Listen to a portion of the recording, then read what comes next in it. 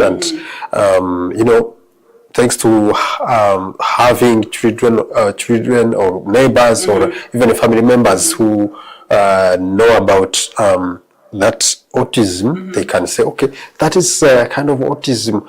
They may spend even years and years without taking the children to a therapist to know exactly what is going on or what happened. So they may have children without knowing exactly that is the children have autism. What advice would you give to those parents? I think with children with autism, or even if they're not diagnosed, like some of the early symptoms or early behaviors you might see with children with autism. Granted, this is not across the board. It doesn't happen with every child that has autism, but most common behaviors you might see with children with autism before they're diagnosed officially is toe walking. So the kids walk on their toes, on their tippy toes. They don't put their heels down. That comes at which age exactly? They can start as soon as they start walking. You will notice the toe walking. Yeah, like so they will walk majority of their time on their tippy toes, and I actually saw that with my son. That can, if nothing is done, it can continue up to.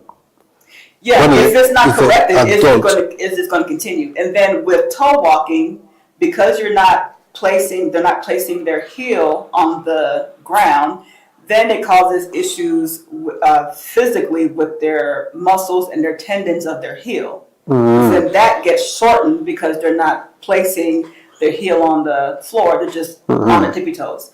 Other behaviors you might see is avoiding eye contact, not responding to their names, stemming. So like they may be clapping or flapping their hands, rocking, just repetitive behavior that you can't get them to stop. Like even if you're like shaking them, they're going to keep rocking.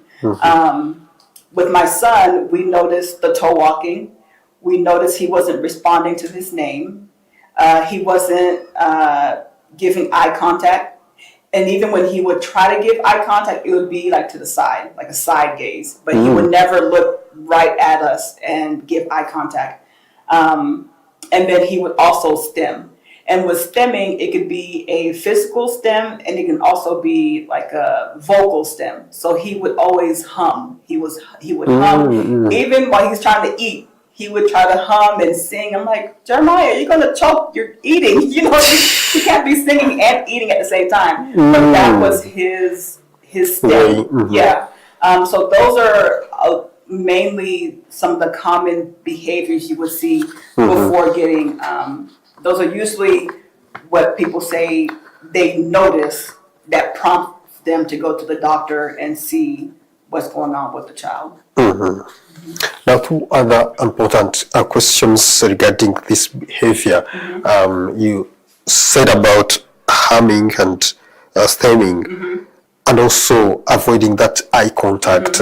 You can see people even of 40 years old, avoiding eye contact.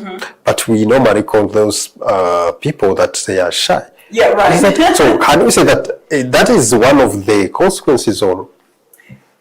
So with the eye avoidance in people with autism, it goes beyond just being shy.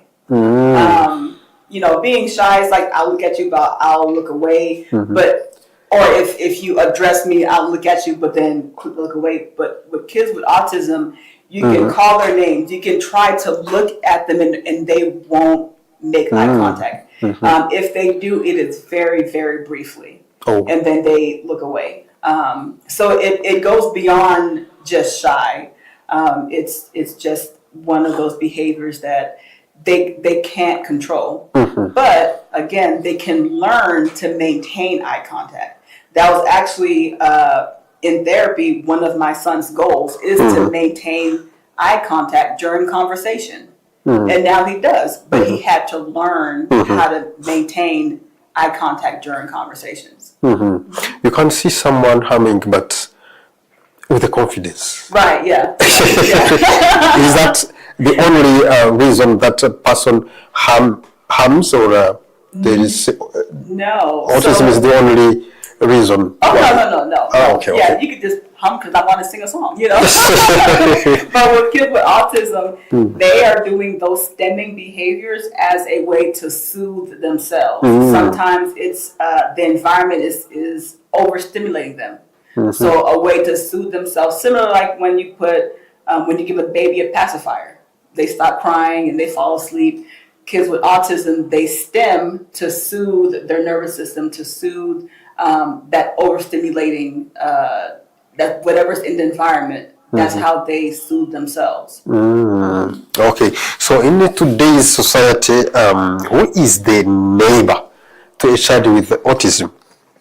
Anyone the neighbor is, or the child is in contact with. Anyone that sees the child and treats the child as a human being versus a problem So is that, the child's neighbor. so to be clear, that goes from the parents, siblings, teacher, everyone. Everybody. If you have any type of contact with that child, you're its neighbor. You are the child's neighbor. So now, how can families, schools, and faith communities act as a good Samaritans? Because we're their neighbors, we need to, again, take that responsibility of educating ourselves on what autism is. Asking questions, not just staring like, oh my God, or assuming the worst. Ask questions. Find out how you can support the child, how you can support the family. As far as within the family, moving away from managing the child to, how can we support our child? A lot of times as parents, we want to fix our children. We want them to act, quote unquote, normal. We want to mask the negative behaviors that come with autism, but we need to get away from that. We need to support them and teach them tools on how they can be who they are and be independent and be successful in whatever environment they're in. As far as schools, adapting the environment, adapting the classroom, and that could be offering breaks more frequently for somebody who has autism, offering different sensory tools, adapting the environment, protecting the kids from bullying. Obviously, as kids can be very mean to each other, and if somebody is different, they might pick on them, they might bully them. So as the adult in that school environment, we need to make sure that we're protecting these kids and also educating their school age peers about autism in a way that they can understand themselves, but also protecting that child against bullying and isolation, so that they make sure that they feel engaged and included. As far as church, I was raised in church. My parents raised us in church, and after I had my son, some of the most hurtful things that I've heard about children with autism, unfortunately, came from people in church. They and maybe